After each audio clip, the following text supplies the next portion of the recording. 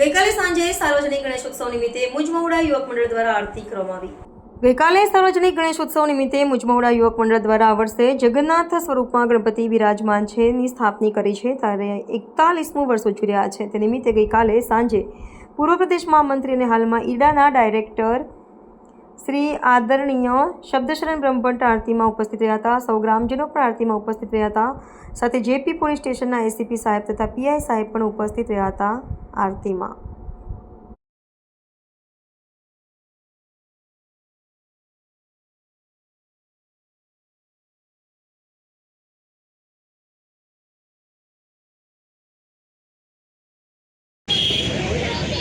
યુવક મંડળ દ્વારા મેઇન રોડ ઉપર સ્થાપિત ગણપતિને આજે 41 વર્ષ થઈ રહ્યા છે, ત્યારે હું સમગ્ર યુવક મંડળને મારી શુભેચ્છાઓ આપું છું। અને સાથે સાથે આવા ધર્મ કાર્યમાં જોડાઈને યુવાનો ખૂબ સારું કામ કરી રહ્યા છે, એને પણ હું વ્યક્તિગત રીતે અભિનંદન આપું છું।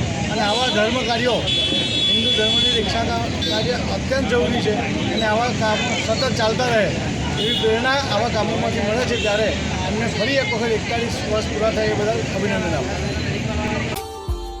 Subscribe now and press the bell icon. Never miss an update.